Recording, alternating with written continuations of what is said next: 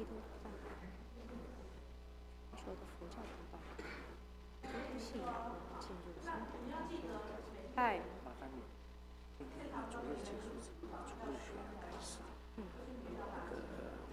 我们有3本，启示录呢，在2002。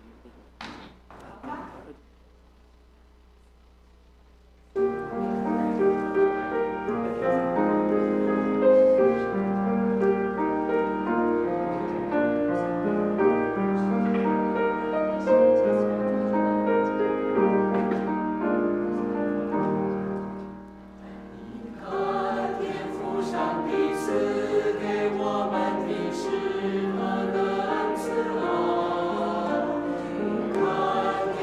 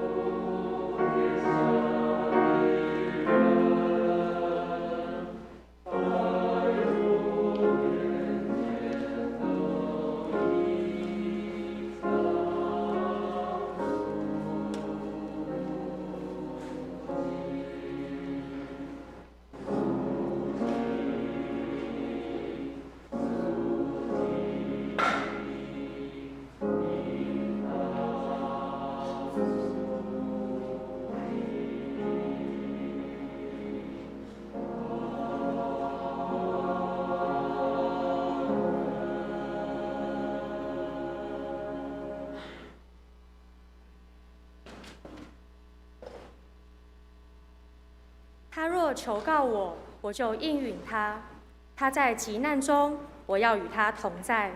我要搭救他，使他尊贵；我要使他足享长寿，将我的救恩显明给他。亲爱的弟兄姐妹，我们一起低头祷告。亲爱的主，你的名在全地何其的美，你将你的荣耀彰显于天。我要存敬畏的心向你下拜。主啊，谢谢你赐下宝贵的话语给我们，成为我们脚前的灯和路上的光。主，我们预备心接受你的道，愿主指教我们当行的路、当做的事，好让我们的生命可以荣耀你的名。祷告是奉靠主耶稣基督的圣名，阿们。我们把时间交给诗歌敬拜小组。弟兄姊妹平安。邀请你们跟你座位的旁边的人跟他说：感谢主，我们一起敬拜神。感谢主，我们一起敬拜神。如果身体许可，邀请你能够一起站立一起从座位上站立，我们来赞美神。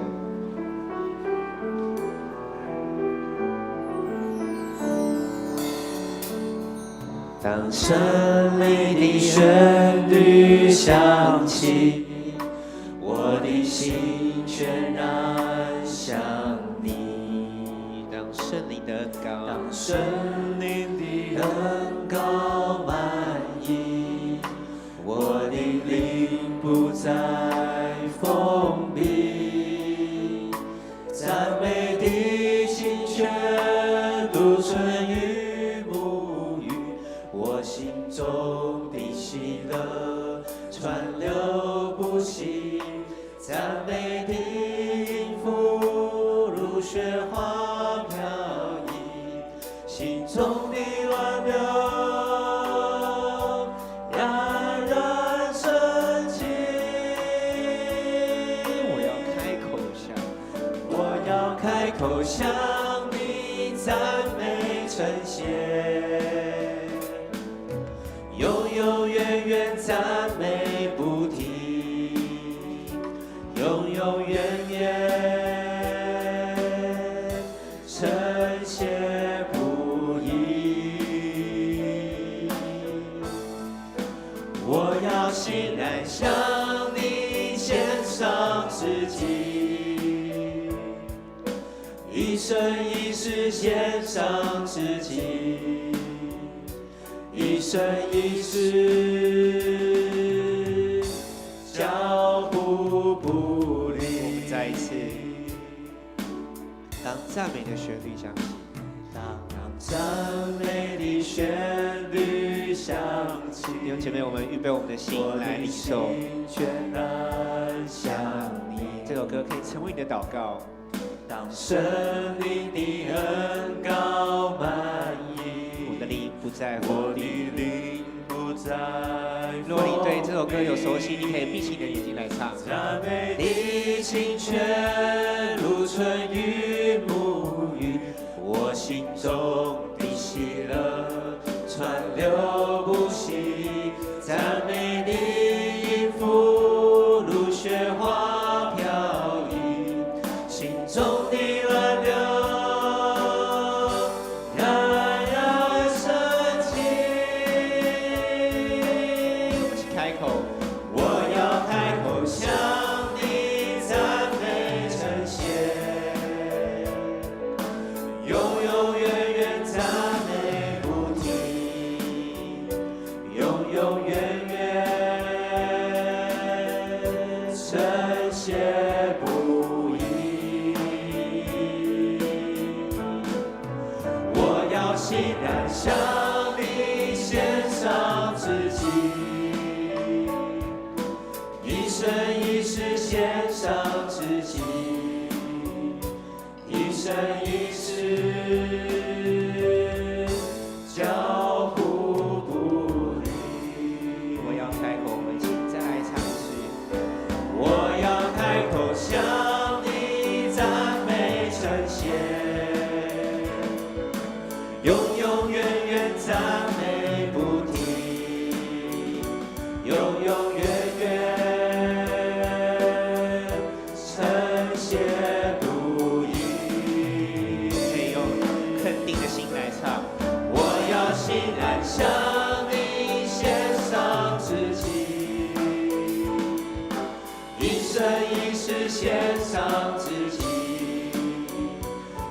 生一世。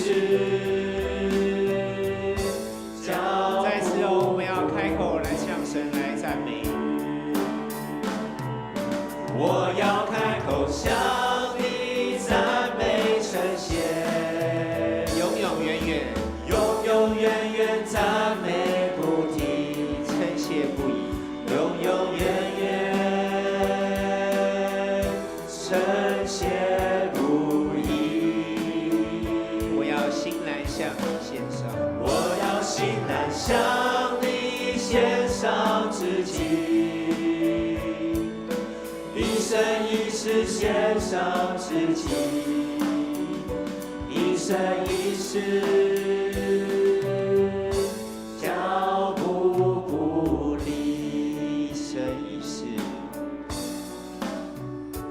一生一世脚步不离。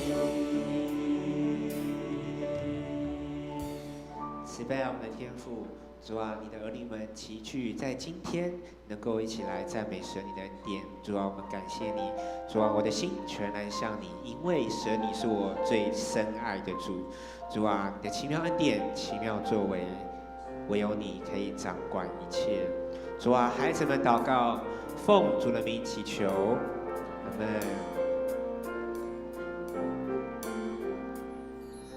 奇妙恩典，奇妙作为，唯有你，唯有你掌管一切。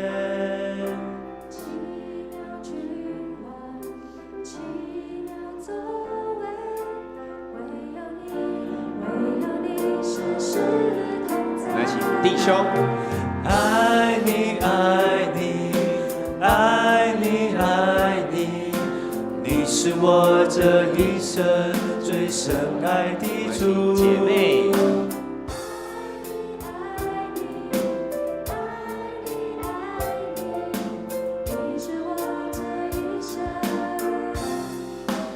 换我了哦。你是奇妙彰显他们奇妙的作为，你伸出你一手，因你掌管一切。虽然世上人们忙碌，东奔西跑来来去去，唯有你，唯有你，时时与我同行。你是我这一生最深爱的主，我要爱你，爱你，永远爱你。你为我所做的一切一切，你那奇妙恩典，为了爱我，爱我，永不改变。奇妙恩典，奇妙作为，唯有你，唯有你掌管一切。奇妙君王，奇妙作为，唯有你，唯有你时时同在。就这句了，爱你。爱你，爱你，爱你，爱你，你是我这一生最深爱的主。爱你，爱你，爱你，爱你，你是我这一生永远的依靠。爱你，爱你，爱你，爱你，你是我这一生最深爱的主。爱你，爱你，爱你，爱你，你是我这一生永远在手。爱你，爱你，爱你，爱你，你是我这一生最深爱的主。爱你，爱你，爱你，爱你，你是我这一生永远的依靠。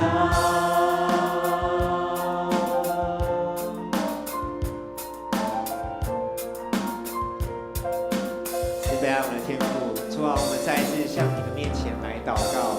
主啊，谢谢你召集我们，让我们能够一起在这里来敬拜你。主啊，谢谢你的恩典，不论是台上，不论是台下，不论是4楼，主啊，我们能够同心合意，一起在神的爱里面敬拜你。孩子祷告，奉主的名祈求，阿们。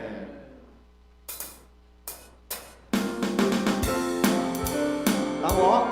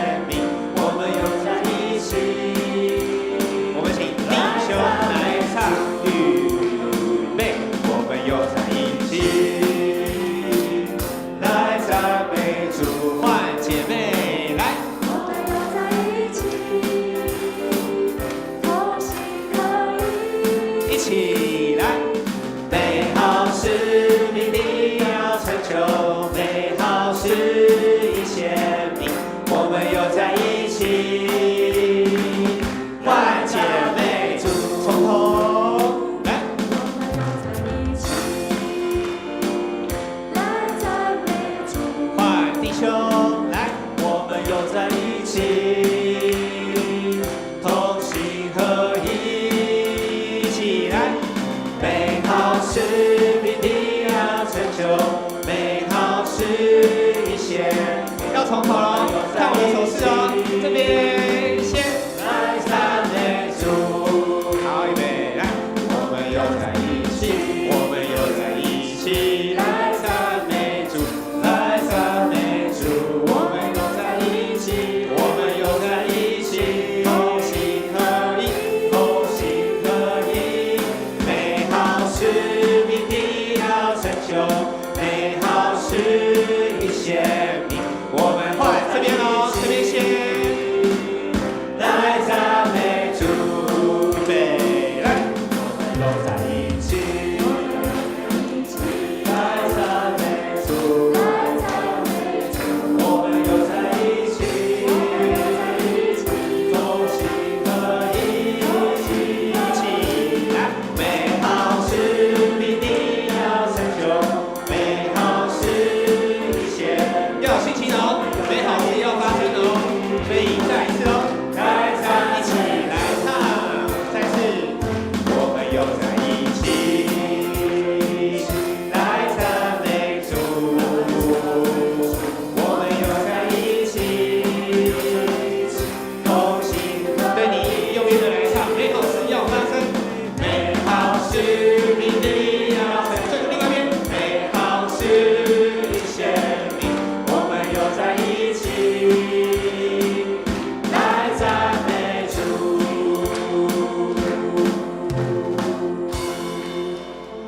美好是必定要成就，美好是一显明，我们又在一起，来赞美主。再一次哦，美好事可以用宣告的吗？美好是必定要成就，美好是一显明，我们又在一起，来赞美主。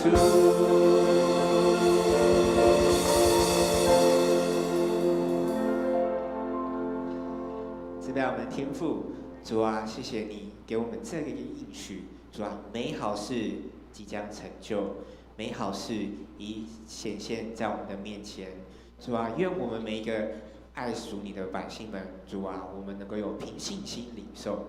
孩子祷告，奉主的名祈求，阿门。我们一起用使徒信经来确认我们的信仰，弟兄姐妹，请。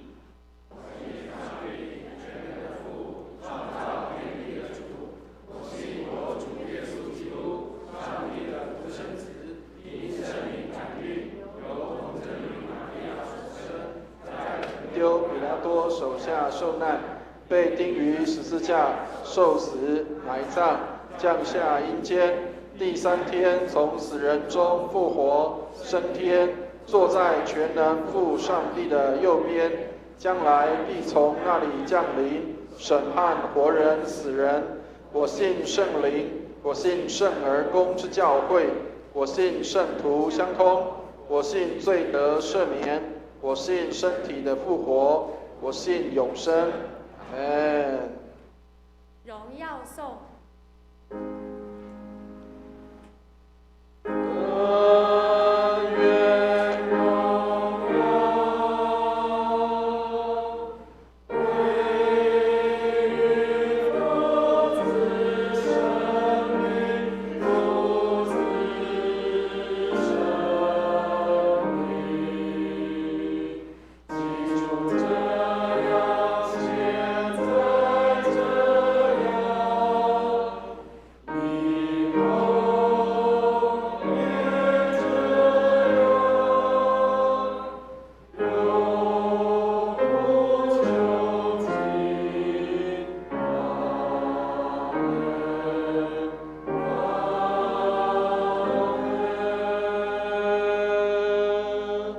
请坐。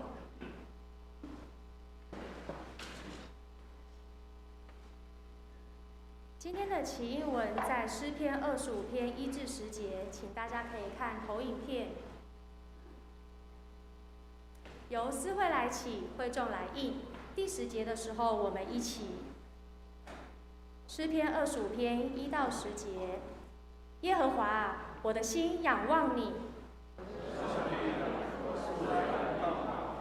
求你不要叫我羞愧。凡等候你的，必不羞愧。唯有那无故行奸诈的，必要羞愧。耶和华啊，求你将你的道指示我，将你的路教训我。求你以你的真理引导我，教训我，因为你是救我的上帝。我终日等候你。耶和华啊，求你纪念你的怜悯和慈爱，因为这是亘古以来所常有的。求你不要纪念我幼年的罪愆和我的过犯。耶和华，求你以你的恩惠和你的慈爱纪念我。耶和华是良善正直的，所以他必指示罪人走正路。必按公平引领谦卑人，将他的道教训他们。凡遵守他的约和他法度的人，耶和华都以慈爱诚实待他。公道时间，请大家看周报第3页。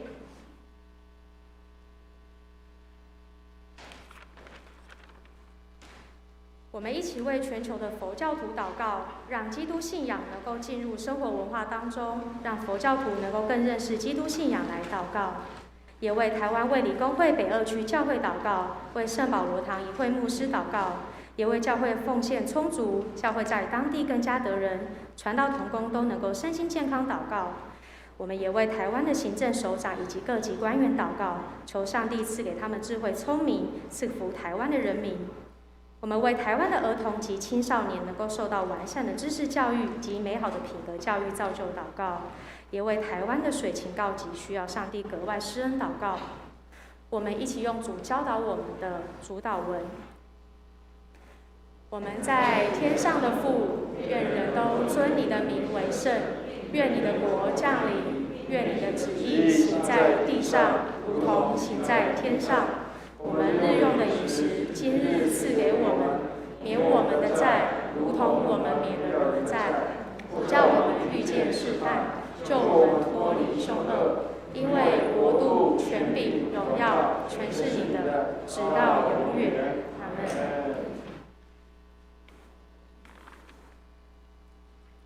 今天由迪华姐妹为我们攻读经课。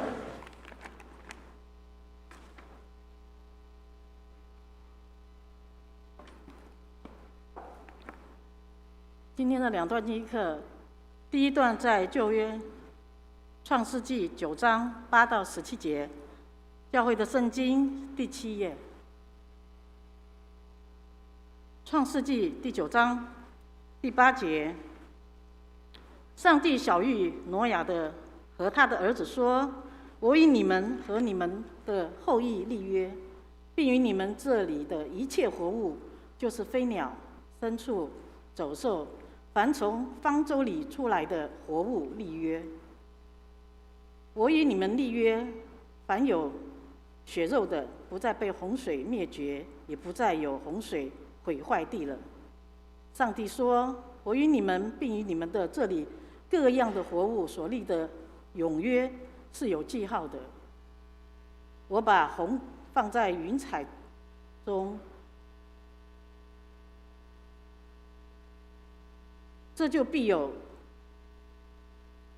就可做我与地立约的记号了。我使云彩盖地的时候，必有虹现在云彩中，我便纪念我和你们和各样的血肉了。虹必现在云彩中，我看见，就要纪念我与地上各样的有血肉的活物所立的永约。上帝对挪亚说：“这就是我与地上一切有血肉之物立约的记号了。”第2节经文在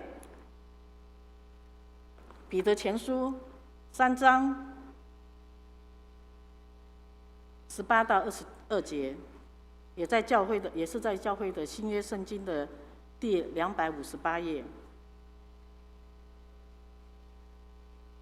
彼得前书3章18节。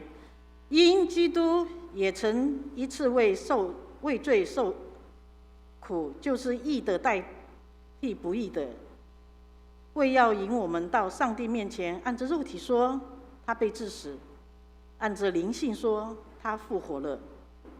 他借着这个灵，曾去传道给那些在监狱里的聆听，就是那从前在挪亚预备方舟，上帝容忍等待的时候，不信从他的人，当进入方舟，借着水得救的不多，只有8个人。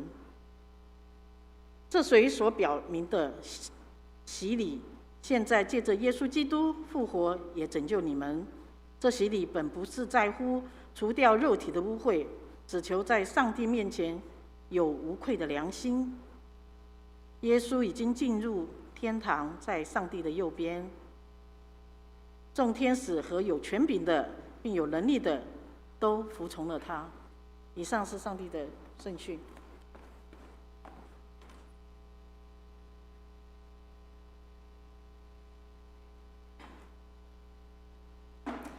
今天的经文在马可福音1章9到15节，在教会圣经新约38页。马可福音1章9到15节。那时，耶稣从加利利的拿撒勒来，在约旦河里受了约翰的洗。他从水里一上来，就看见天裂开了，圣灵仿佛鸽子降在他身上，又有声音从天上来说：“你是我的爱子，我喜悦你。”圣灵就把耶稣催到旷野里去，他在旷野40天，受撒旦的试探，并与野兽同在一处，且有天使来伺候他。约翰下监以后，耶稣来到加利利，宣传上帝的福音，说：“日期满了，上帝的国近了，你们当悔改，信福音。”诗班献诗。今日的曲目是天父赐给我们的爱。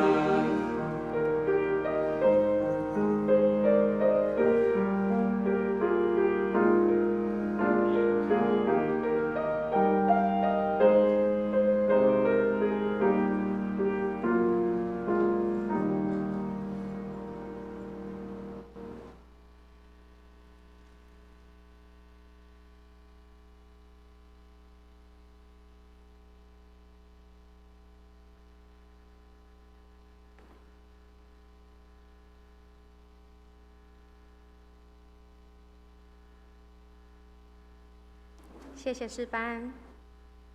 今日由本堂牧师伟文牧师为我们证道，证道主题是旷野经历靠主得力。请会众将手机关成静音或是调为震动，让我们一同警醒领受上帝借他仆人所要传讲的信息。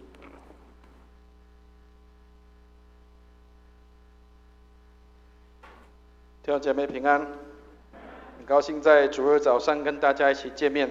今天我们的敬拜团跟诗班的献诗，我觉得像小清新的诗歌，非常好，让人觉得很轻松、很愉悦、很愉快，不是很激情，但是我们却是很这样的一个清新、很快乐的。所以每种歌曲都可以来敬拜上帝，也许有的高亢激昂，也许有的是很低沉的小调，但是不论是什么样的诗歌，我们都用诗歌来敬拜上帝，这是很美好的。那感谢主，我们今天也是在过年后的我们的旧历年后的第一个主日。那我们请弟兄姐妹也彼此跟对方来恭贺一下，在15号以前，元宵节以前都还算过年的期间，我们跟自己的左右两边的弟兄姐妹跟他们恭喜道贺，新年快乐啊！谢谢主。好，那过年当中，我想最快乐的事情就是能够领到红包，应该是最喜乐、最好的事情啊。所以感谢主，我们在上一周主日的时候，我们教会有给每一个弟兄姐妹有预备了一个红包。那这个红包里面当然是我们放了金句，但是今年的金句是用刮刮的方式，刮刮卡的方式，所以今年如果没有领到的，很可惜，那请你明年一定要留下来啊，我们一定会发给大家。那但是期待上帝的话进入到我们的心中，让我们能够在刮这个刮刮乐的时候，同时享受那个刮的乐趣，但是同时也是把上帝的话放进我们的心里。愿上帝来帮助我们，让我们能够在每一年的开始的时候，把上帝的话能够放在我们的心中。好，开始前一样跟大家分享一个笑话，一个故事，也是一个过年期间的一个笑话。我们前几天才刚开工这个开工初五的时候，这个大年初五的时候就是开工的日子。那开工的时候，这个有一个男生他就到公司里面去上班了。那上班的时候，老板照例就是要在开工的时候给每一个员工有这个开工的红包每一个人都领了红包。然后领了红包的时候呢，每一个人都拿到2000块钱，哇，太好了！这个男生他觉得，那我应该也有。结果抽出来不是，抽出来是老板的签名照。然后他就非常的懊恼跟生气，他说：为什么人家都领2000，为什么我只有老板的签名照？就把它撕了。结果后来在远处的地方，老板就说：哪一个幸运儿今天抽到老板的签名照，可以在这边领12000块钱。他就看着手上那个撕掉的那个照片，哇，糟糕了！所以亲爱的弟兄姐妹，千万不要冲动领到老板的签名照的时候，不要把它撕掉，搞不好它是一个大奖也不一定愿上帝来帮助我们。好，我们一起来举起圣经祷告，愿上帝的话成为我们的帮助和力量，让我们从上帝的话语当中来重新得力得帮助。我们一起来祷告，一起念，请。这是我的圣经，他说我是谁，我就是谁。他说我拥有就拥有，他说我可以就可以。今天神的话要来教导我，我诚心悔改，我心里警醒，我灵谦卑受教，我就不再一样。奉主耶稣基督的圣名，阿们。我们这一周的主日是很特别的，这一周的主日叫大斋期的第一个主日。那大家千万不要误会，基督教不是叫你要吃斋不是像民间信仰的那个吃斋，不是。所谓的大斋期的意思就是我们用刻苦己心的方式来纪念基督的受苦。但是在上个礼拜3的时候，2月17号有一个特别的日子，这个是第一天开始的大斋期的第一天，这一天叫做圣灰日。那跟大家做一点解释，就是圣灰日的意思代表就是我们要谦卑悔改在上帝的面前。所以圣灰日是这个大斋期的第一天的开始。那过去的犹太人他们的过年跟我们的过年不太一样，华人的过年是喜庆跟欢乐的时候，但是犹太人他们的过年是一个谦卑忏悔的时候，他们认为一切要从头开始，所以一年的开始的时候要重新在上帝面前来认罪悔改，然后从这样来领受上帝的祝福跟恩典。所以透过披麻蒙灰的悔改，在圣经里面，我们常常看到犹太人、以色列人他们在悔改的时候，都用披麻蒙灰的这样的一个表现来表达他们的悔改跟认罪。所以这个灰也代表一个认罪的意思。同时在旧约圣经里面，在律法书里面提到说，这个要除去一切的污秽的这个除秽水，必须是要用红母牛要烧成灰之后，然后涂在各样的器物上面，才能够除罪的。所以其实灰也代表除了悔改，也代表一个洁净跟圣化的意思。所以在上个礼拜三的时候，有所谓的叫做圣灰日。当然在一般的基督新教里面比较少有这样的一个涂灰的这样的一个纪念，但是在一般天主教会或者是在一些比较传统的教会里，还仍然保留有这样的一个模式。好，那这个是让大家可以看到圣灰礼的意思，就是在你的额头上面画上一个这个有灰的十字，表示这是在上帝面前的一个认罪跟悔改。所以我们在上个礼拜三的时候，刚好在红本的献心礼的时候，我们的这个红本的学生也第一次的去领受到这样的一个这个圣灰礼。当然我没有像传统的教会用的方式是要烧那个叫做棕树枝，前一年的棕树枝烧一烧之后把它涂成灰。我用的方式是比较简单跟简化的，用的方式是预备了咖啡粉，然后涂在大家的头上，这样至少有留咖啡的香味啊。好，那但是重点不是在用什么东西，重点在那一天的开始，就是我们在上帝面前的一个认罪跟悔改的开始。所以求上帝帮助我们，让我们知道，在这个从上个礼拜三到现在，我们一直要经过40天的时间，这个时间叫做大斋期。那我们的教会里面的大斋期，也是透过这40天的时间来去领受跟感受与主同受苦，一同经历那个旷野的时间的这样的一个时期。所以在大斋期也是另外一个我们可以透过这样的方式来纪念基督的受苦。那当然受苦的意思也表示说我们与主同受苦，用什么样来表达？通常一般传统教会的方式是用禁食祷告的方式。所以在圣经里面，马太福音里面特别有提到有一个部分，就是耶稣曾经提醒这些当时的以色列人说，你们禁食的时候，还有你们施舍的时候，还有你们在祷告的时候，应该要注意哪一些的内容。好，所以大斋期同时也是这个40天里面教我们怎么样透过禁食，透过这个祷告，透过这个施舍，来帮助我们，让我们能够与基督一同的进入这样的一个受苦期跟遇苦期的里面，让我们能够去感受到在痛苦当中的人他们的感受。现在的人生活很富裕很富足，我们现在吃的东西很多很好，而且也没有跟以前的这样的一个这个受苦的状况一样。但是透过禁食祷告，让我们去稍微的感受一下那样的一个受苦的感觉，让有一些人在受苦当中，我们去体会他的那种受苦跟感受。所以亲爱的弟兄姐妹，牧师也期待，如果这40天当中，从我们的上个礼拜三一直到我们的复活节前，如果你体力可以，或是你身体状况可以，但是不要勉强不要说因为这样的缘故，所以你一定要禁食，然后禁食到后来血糖太低了，那这个就对不起你了。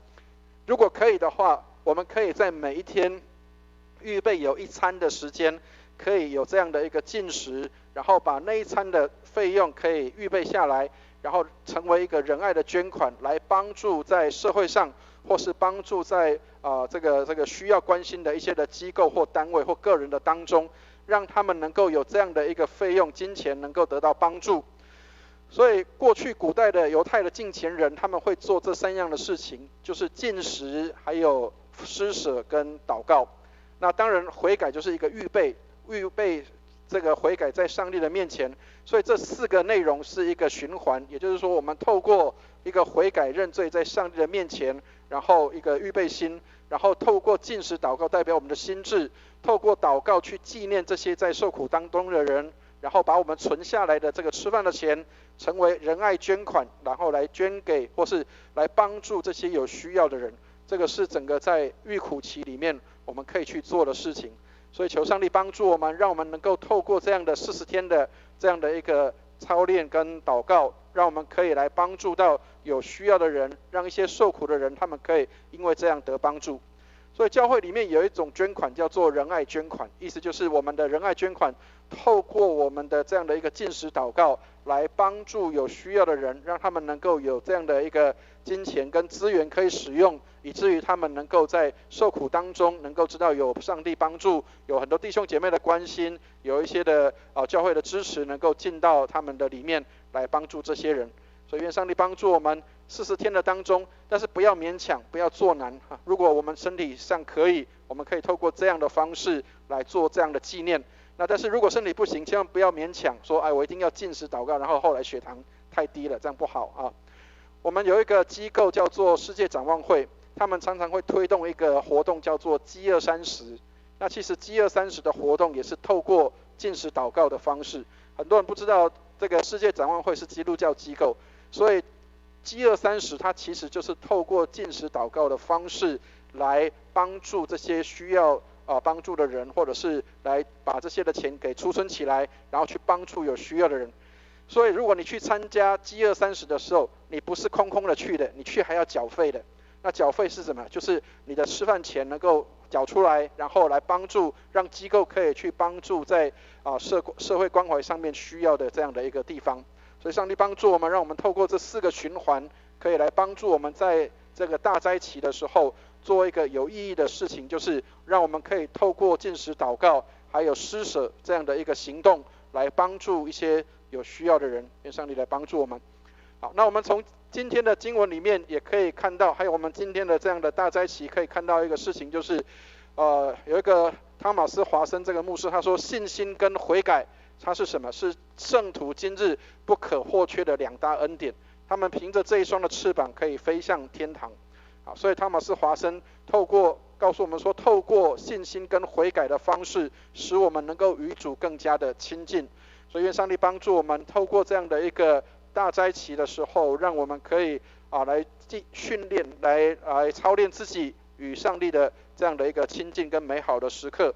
或许会有一点困难，或许会有点受苦的状况，但是让我们透过这样与主同受苦，感受基督40天在旷野当中的那样的经历，好让我们也能够来体验跟经历到那样的受苦的感受，以至于我们能够体会到受苦的人他们的需要。愿上帝来帮助我们。好，所以从今天我们所看到的经文有几个提醒给我们大家。我们一般通常在一些重要的节日的时候，教会都会举办一些的洗礼或是受洗的这样的一个仪式。包括我们在今年的4月4号复活节的时候，我们也预备有一些弟兄姐妹他们要受洗跟转入到教会里面。但是很多人一个误会，就是以为当基督徒受洗之后就一切无灾无病，一切风调雨顺，一切国泰民安，一切什么样的事情都没有了。其实并不是啊。有时候上帝透过一些的事情让我们去看到，即使你今天成为基督徒，并不代表你会一切都平顺跟平安，但是上帝应许我们在困境当中，他仍然与我们同在。好，我们来看一下今天的经文，在第9节的地方，耶稣受洗之后发生了什么样的事情。在第9节的地方，我们一起念这段经文。第9节一起念来。那时耶稣从加利利的拿撒勒来，在约旦河里受了约翰的洗。弟兄姐妹，耶稣受洗，这是一件非常美好的事情，表明耶稣开始在进行他的弥赛亚的事工跟工作，那是一个里程碑，一个新的阶段，一个新的开始。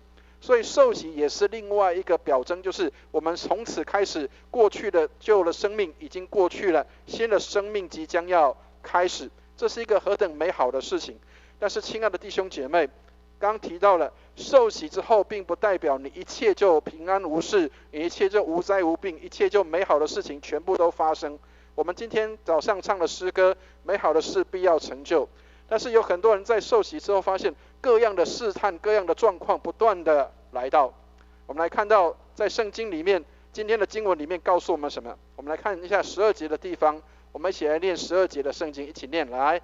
圣灵就把耶稣吹到旷野里去。圣灵就把耶稣吹到旷野里去。我们用中文的和合本圣经感受不到那样的感觉。各位，如果你有机会读台语的圣经的话，它的里面前面有一段话没有翻出来，在我们的中文的圣经里面没有翻出来，它叫做即席。听得懂意思吗？他说圣神即时把耶稣吹去旷野，意思就是什么？他受洗之后，马上就被吹到旷野里去了，不是在那里给他等候门徒训练完，或者是等候这个上完查经班才去这个旷野，并没有。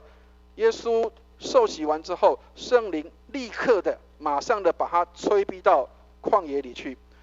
我们可能对旷野比较不是那么样的熟悉跟认识，因为台湾的大的旷野不太多，我们大部分很多都是在城镇或都市区，都是比较好的生活的状况。等一下会让大家看到在犹太的旷野是长得什么样子啊。但是我们在这个之前，我们要先去思考一个事情，就是你愿不愿意顺服上帝去他要你去的地方。很多时候上帝让我们在信主之后，他会把我们安排在一些的场合环境，或甚至是一些的场域或状况里面，不是如我们所想象中的，不是如我们所期待的。弟兄姐妹，那样的地方都叫做旷野。各位，如果你有机会看到圣经里面以色列人他们要出埃及的时候，其实以色列人很喜欢待在埃及，知道吗？待在埃及里面有什么？埃及有肉可以吃，埃及有鱼可以吃，埃及有蔬菜可以吃，还有葱有蒜，哇，太好的，太富裕的地方。所以你要到旷野去，对以色列人来说，哇，这是不可以的事情，因为我们没有东西吃了，我们没有好的东西吃，我们没有好的享受，也要离开那个舒适区，也要离开那个舒适的地方。亲爱的弟兄姐妹，你有没有发现，你受洗之后，有时候上帝会把你送到一些你意想不到的地方，或是你意想不到的环境里面。以前我们有一个阿兵哥在马祖当兵的人，他在马祖受洗，他在马祖信主了，他受洗回到他的家，他老家在淡水。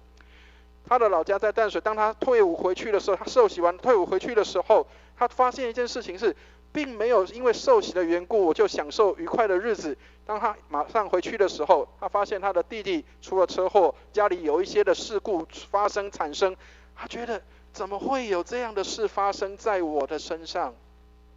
亲爱的弟兄姐妹，受洗信主之后，并不代表你一切都是平顺的，但是在这个不平顺的当中，更是让我们去经验上帝同在的这样的可贵。我们来看一下这个叫做犹大的旷野啊，各位如果有机会看那个图片的话，那这个图片其实你会看到光秃秃的一片，什么都没有。你可以想见一个事情是，耶稣才刚受洗完，结果居然一下子就被赶到这个犹大的旷野里面去。我们来看一下申命记8章第2节的地方，这里就是以色列人他们被上帝带到旷野里面去的时候，他们经历了40年，这40年他们经历到什么样的事情？我们来看一下申命记8章第2节的地方，如果可以我们来念一下这段的圣经，我们一起念来。你也要纪念耶和华你的上帝在旷野引导你这40年，是要苦练你，试验你，要知道你心内如何，肯守他的诫命不肯。好，这是申命记第8章第2节的经文，让我们可以看到一个事情是，上帝把以色列人赶到旷野去的时候，他要做一个事情，是要苦练试验，并且要知道以色列人他们的心是不是愿意肯守上帝的诫命。所以亲爱的弟兄姐妹，上帝有时候把我们赶到旷野里面去，那个不是一个舒服的环境，那个不是一个好的环境，但是在那里是有一个用意的。上帝要把我们放在那里，要苦练我们，试验我们，要知道我们的内心如何，是不是愿意肯守他的诫命。亲爱的弟兄姐妹，如果你知道耶稣在受洗之后，他的弥赛亚事工即将要开始，但是他要成为什么样的弥赛亚，这是一个让人可以去深思的事情。耶稣也许可以成为军事上的弥赛亚，他可以带领群众来推翻罗马帝国。耶稣可以当经济的弥赛亚。如果各位可以看到在圣经里面，耶稣曾经让5000个人吃饱，用5个饼2条鱼就让5000个人吃饱，他可以做经济的弥赛亚。耶稣也可以成为一个众人所归望的那样的一个会行神迹的宗教上的弥赛亚。但是耶稣到底要成为什么样的一个弥赛亚？我们来看一下，有一个人叫做奥古斯丁，这个人是以前在中世纪的时候一位教父，他曾经这样讲，他说想治人的，他自己必要先治于神，受制于神。亲爱的弟兄姐妹，你想要去治理别人，你想要去管理别人，你想要去帮助别人，但是你要先被上帝来管理，你要先被上帝来训练，你要先被上帝来治理。当你不愿意被上帝来治理的时候，恐怕我们在治理别人的时候，就会有一些失焦，或是会有一些这个叫做一些不太我们没有看到的一些的黑暗面的地方，自己没有去注意到。我记得我刚神学院去念书的时候，各位知道很多人去念神学院的时候会带着一股热忱，然后一股热忱的时候就会觉得自己无所不能，知道那个意思吗？就会觉得说上帝的恩赐在我的身上，以后我要当牧师，我要当传道人，我要做一个什么样的事情。我去神学院念书的时候，那时候我的同学当中有人在开拓教会，那这个开拓的教会其实是很辛苦的，在过程当中很辛苦的，所以我们在教会实习的时候，我们这些同学们他们会在这个实习报告里面都会写上他们很辛苦的经历跟很辛苦的这样的状况。可是你知道，骄傲的人常常会觉得，这是你不行，这是你没有办法，这是你做不到，如果是换我应该就可以做这个事情。所以你知道那个骄傲会让人失焦了。我记得那时候我看到很多同学这个报告的时候，我心里面都觉得，你们一定是不够努力，你们一定是不够这个专心，没有把所学的用在你的开拓教会上面，所以你的教会没有很大的成长，你的教会没有很大的这样的健康，你的教会没有很多的进步。我常常用这样的眼光去看别人，但是千万不要觉得上帝就会轻轻把他的仆人放过啊！所以当我有这样的心的时候，上帝很奇妙的就在我要毕业前1年，他就把我放到开拓的教会里面去。所以我在毕业前，我在神学院毕业前，我就送到这个开拓的教会里面去。然后刚开始去的时候，我也是觉得应该我就可以大展身手，应该我就可以做很多事情。结果没有想到，全然不是如你所想象中的那样。当你开始去牧会的第1天的时候，你会发现没有人做的事情全部都是你要去做的，没有人要去扛的事情全部都是你要去扛的，没有任何人可以帮你。我们那时候没有儿童主日学的老师，没有这些的好的同工可以帮忙协助支持教会的事工，全部都是要一个人去扛的。甚至连教会的饮水机那个开饮机也没有人去拿水去装，都是要自己一个人，我自己一个人要拿着水桶去外面买水，然后回来装在这个饮水机里面。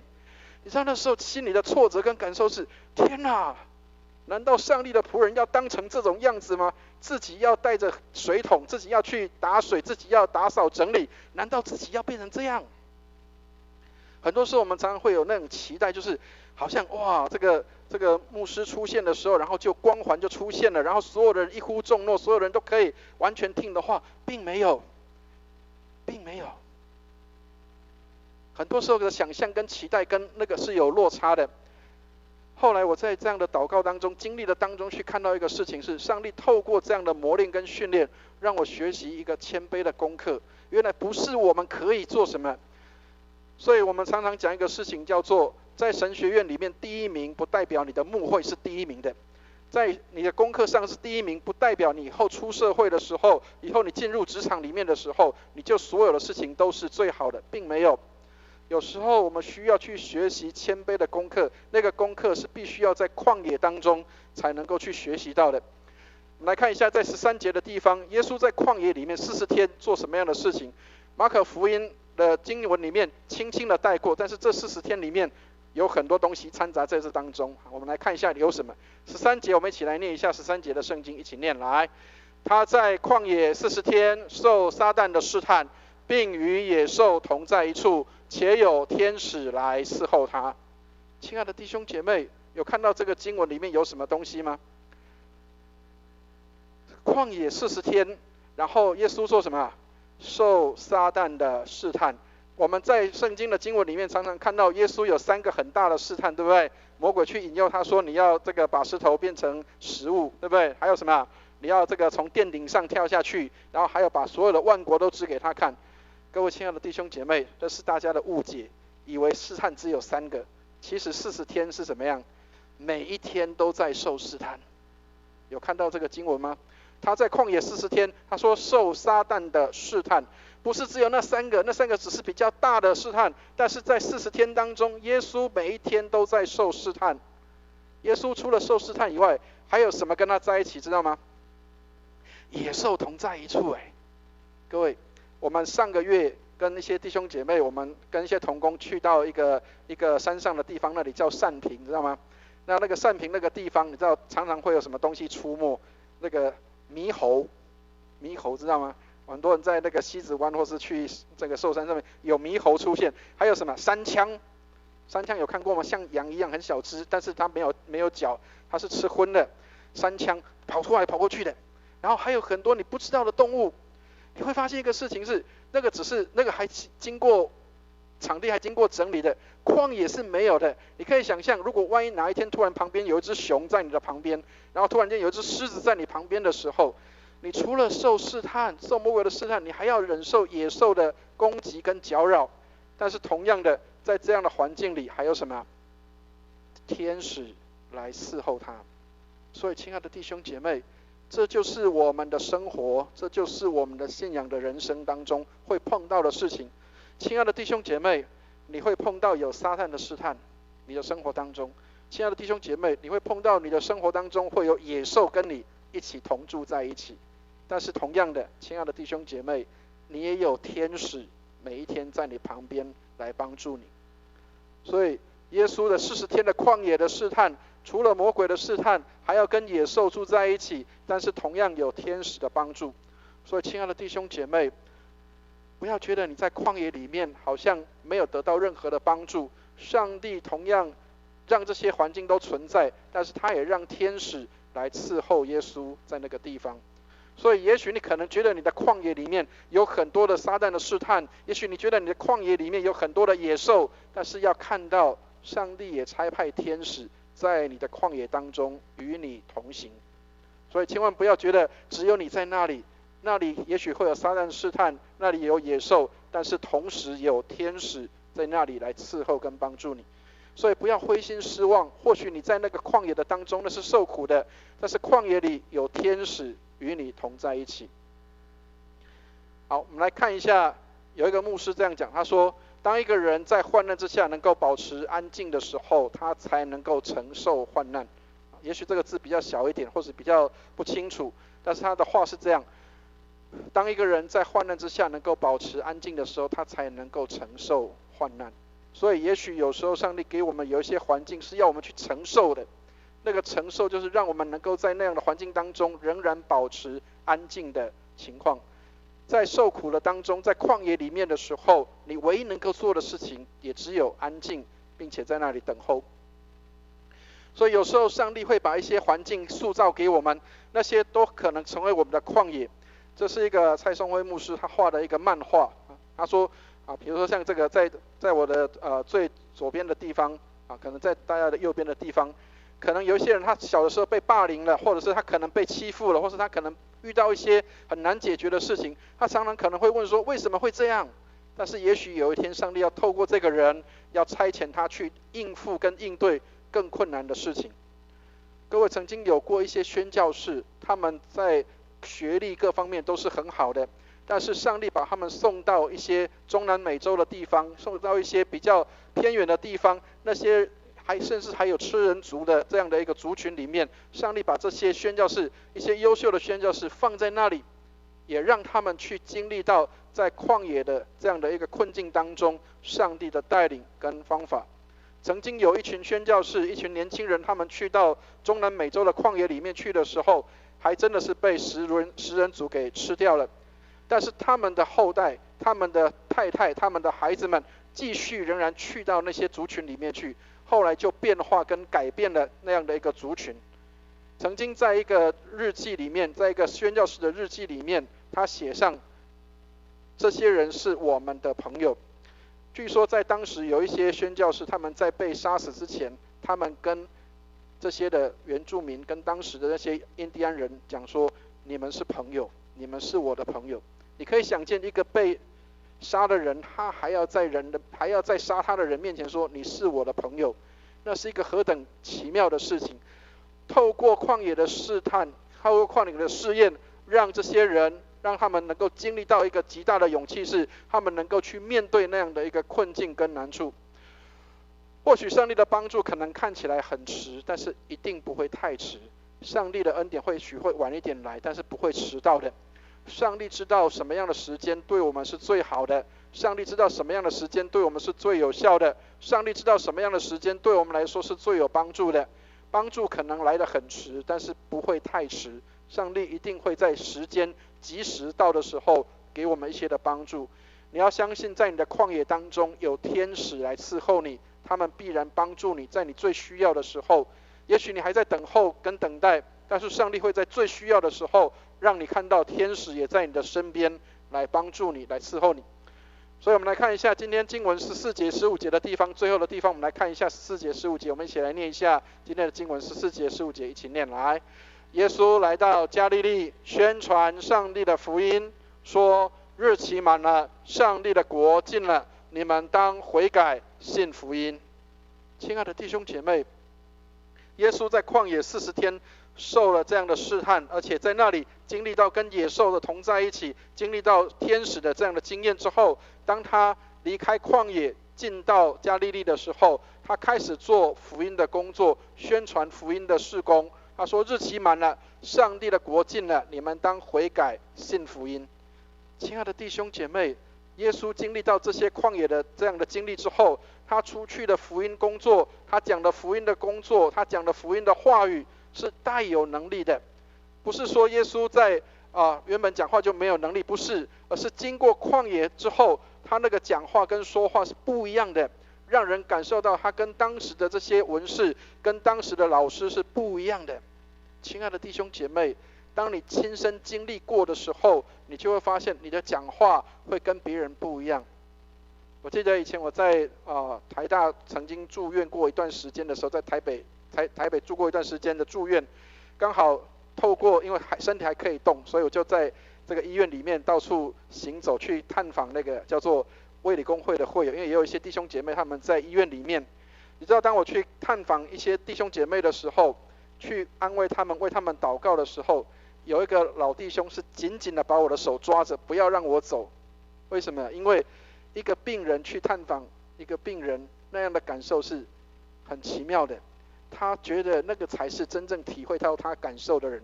所以亲爱的弟兄姐妹，也许你的旷野让你有一些不舒服的感受，但是你的旷野经历会帮助那些仍然在旷野当中的人，他们知道你经历过那样的事情。所以亲爱的弟兄姐妹，耶稣说日期满了，上帝的国近了，要悔改信福音。这个福音不单是不信主的人需要福音，包括我们自己也需要福音。所以提姆凯勒这样说，福音不是只有进入上帝国的方式，它也是上帝国的生活方式。所以基督改变人、教会跟群体的方式，这个也是透过福音。因此不是只有未信者需要福音，包括信的人也都需要福音。我们每个人都需要福音。你经历过福音的时候，你才能帮助那些未信者去经历到福音的好处跟益处。保罗这样说，他说我不以福音为耻，这福音本是上帝的大能。所以有时候我们可能会觉得，哎呀，我不敢去传福音，我不敢去说，我不敢去跟人家讲福音的事情。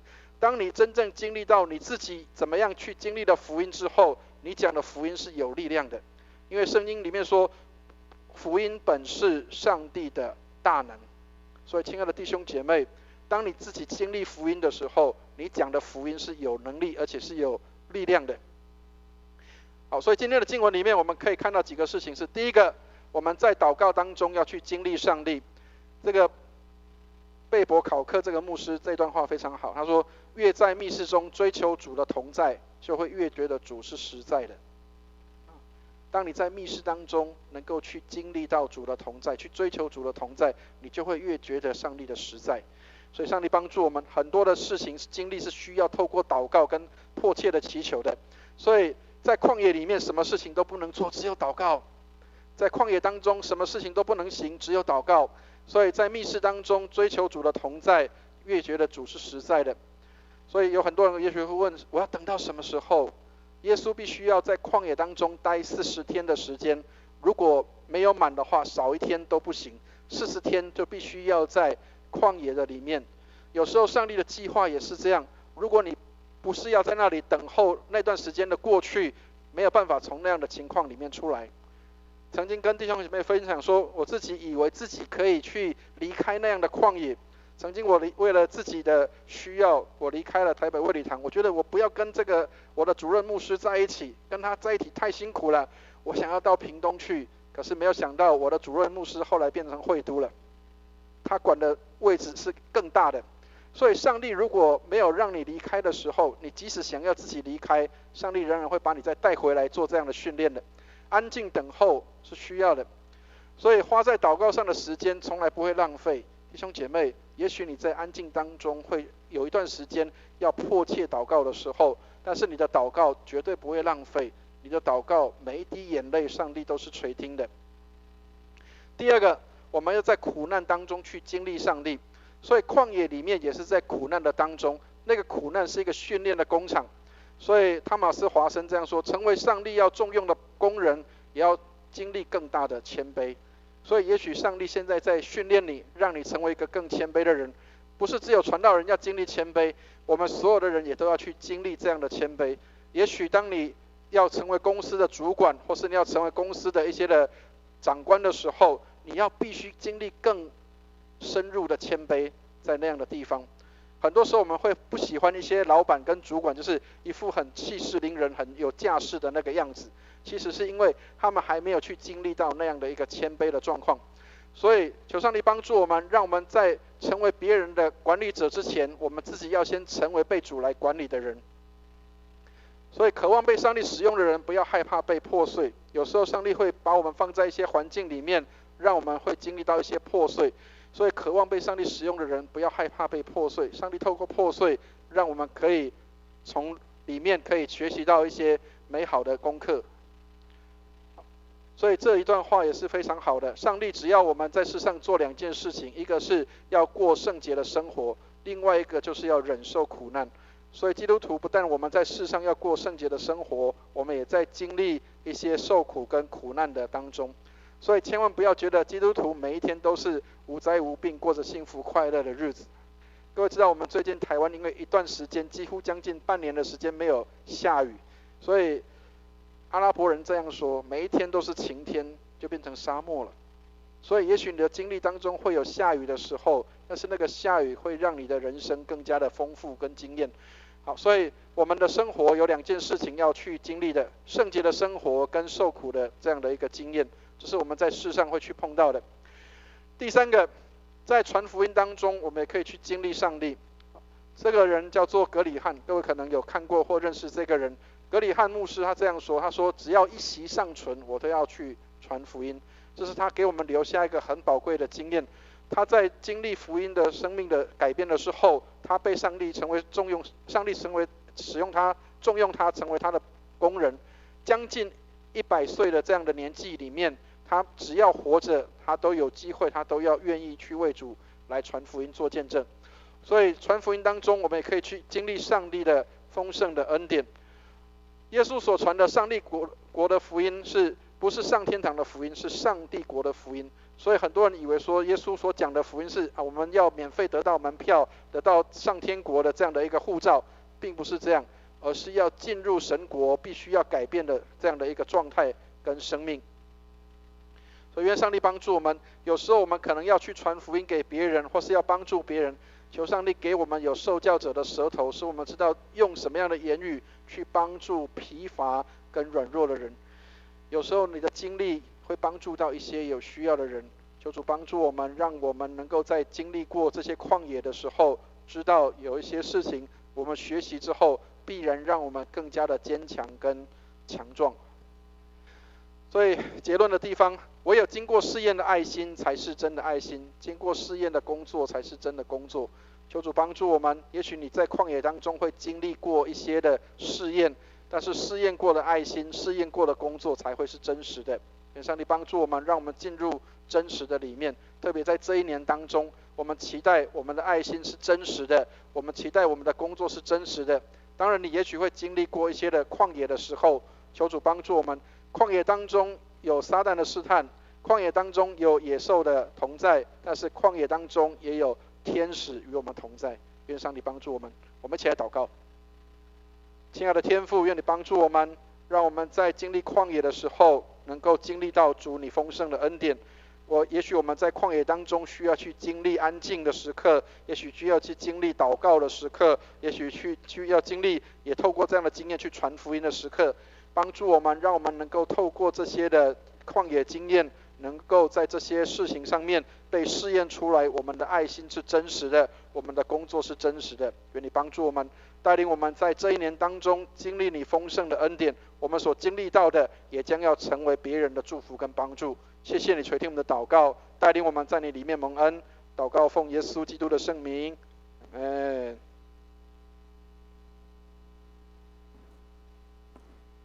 谢谢牧师传讲的信息。我们一起来背诵今天的金句2次，在马可福音1章15节。约翰下监以后，耶稣来到加利利，宣传上帝的福音。马可福音1章15节。约翰下监以后，耶稣来到加利利，宣传上帝的福音。马可福音1章15节。回应诗歌贺他为王，在新灵粮诗选98首，我们唱全首。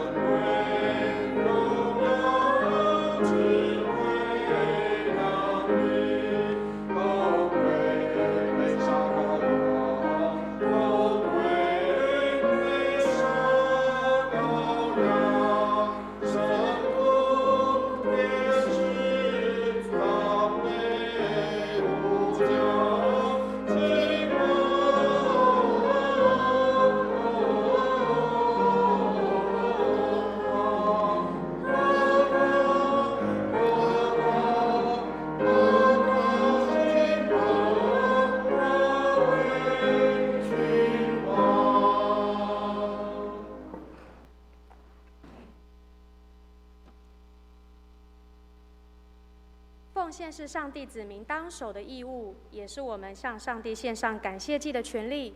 让我们预备心及礼物，以奉献表明我们的感恩。请司献同工到台前来。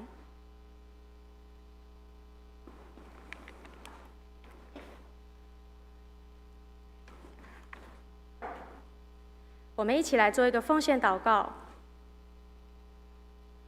亲爱的上帝，你是万有之源、万根之本。我们感谢你的供应，也感谢你在任何情况下的保守及带领。我们借由奉献金钱表达感恩，求你洁净悦纳这份心意，也求你教导我们做好管家，运用上帝所赐的金钱、光阴、精力及恩赐，让我们全人的奉献能蒙神悦纳。祷告是奉靠主耶稣基督的圣名，阿们。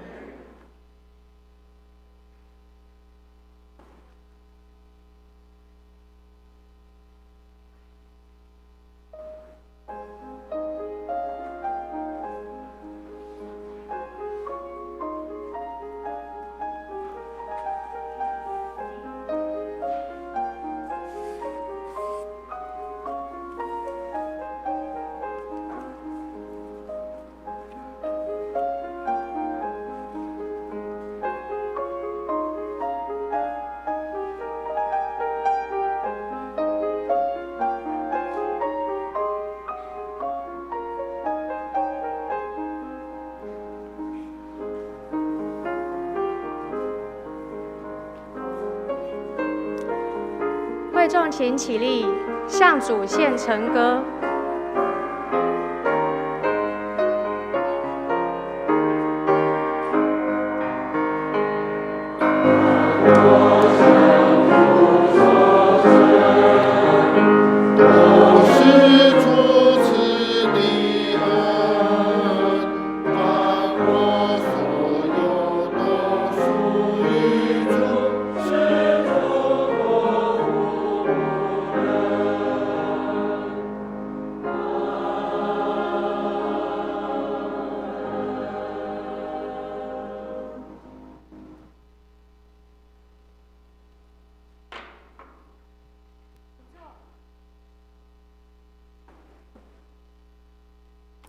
我们一起来欢迎新朋友邱于恩，一次欢迎，永远欢迎。还有其他的新朋友吗？好，那我们现在要来唱《我们成为一家人》，我们唱2次。第一次的时候我们在位置上唱，第2次的时候呢，我们就开始跟大家问安，特别是新朋友，欢迎他。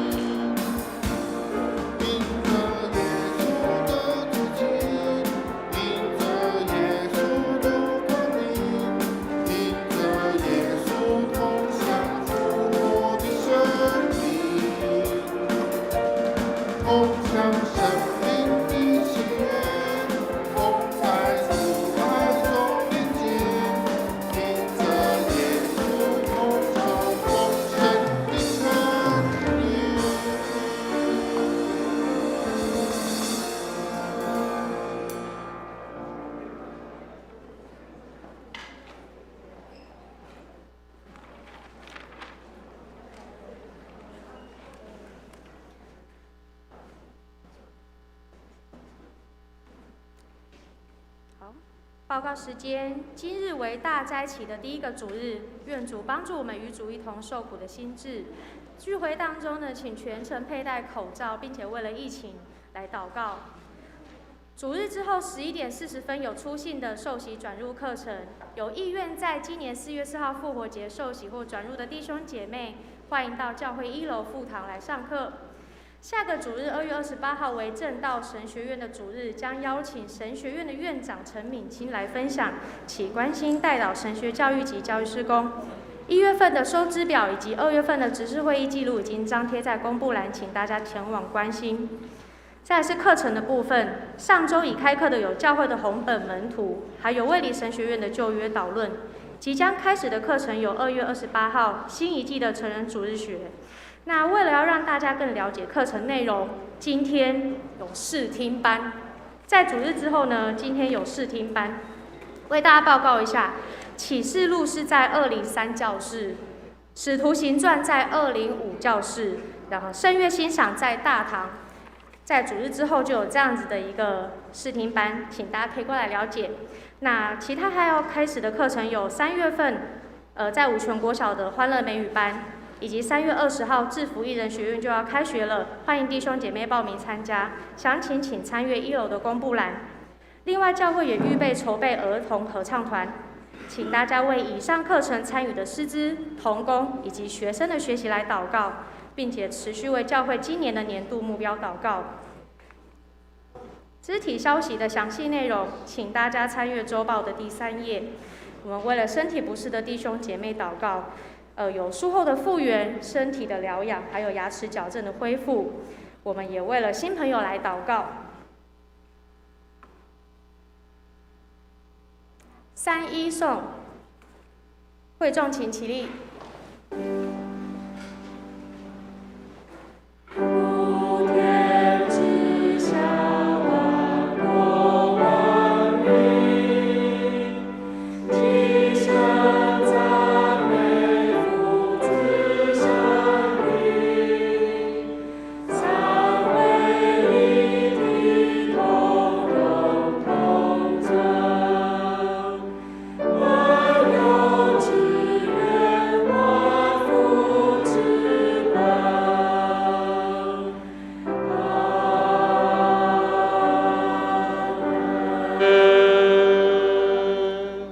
请牧师祝福。弟兄姐妹，我们一起来领受上帝的祝福。慈悲爱我们的天父，谢谢你给我们这样的美好。过去的1年，我们向你献上感谢；新的1年，我们也要向你献上感恩。祝福我们在开春之后，我们所有的工作、家庭、生活都一切蒙恩。我们弟兄姐妹对你更多的认识，每一天都经历你丰盛的恩典和慈爱。每一天，你的天使也都与我们同行。虽然我们经历过许多的旷野的时刻，你与我们同在。愿我主耶稣基督的恩惠、天父上帝的慈爱、圣灵的感动与交通，常与我们众人同在，从今时直到永永远远。阿们。阿们颂。